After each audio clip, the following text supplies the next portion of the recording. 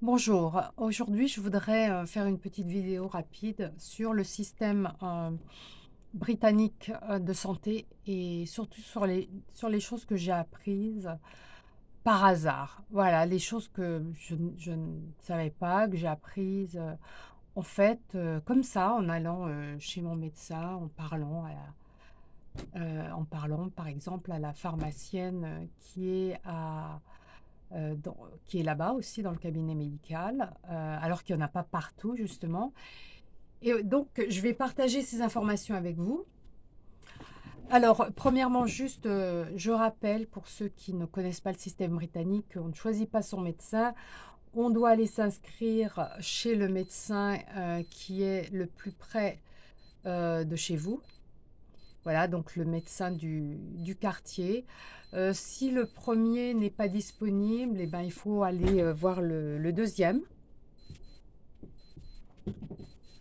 Et puis voilà, quand on est accepté, il faudra tout le temps aller là-bas. S'il y a plusieurs médecins, par contre, on peut aller voir le médecin qu'on veut ou qui est disponible plutôt parce que quand on est inscrit, on se rend compte que celui qu'on veut voir n'est pas là et que souvent il y en a un dans chaque cabinet médical qui est tout le temps là, qui est tout le temps disponible. Voilà, donc on ne choisit pas. Alors il y a toujours au moins un médecin femme dans le cabinet médical et c'est très normal au Royaume-Uni de dire je voudrais prendre un rendez-vous avec le médecin femme. Voilà, on ne vous pose pas de questions, c'est comme ça depuis des décades. Voilà, donc ça c'est la première chose. Deuxièmement, comme je l'ai dit avant, il y a parfois un pharmacien et parfois il n'y en a pas. Voilà, donc moi je suis allée pendant des décades dans des cabinets médicaux où il n'y avait pas de pharmacien, mais il y avait une infirmière qui fait les prises de sang, les frottis, qui fait les vaccinations dont vous avez besoin pour partir en vacances, par exemple dans des zones tropicales, je sais pas, la fièvre jaune, enfin bon, qui donne des conseils aussi.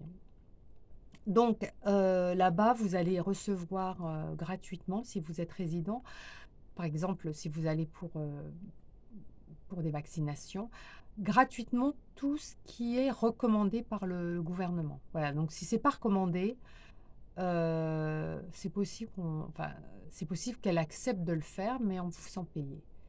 Voilà, c'est comme ça. Alors, le pharmacien, ça devient intéressant.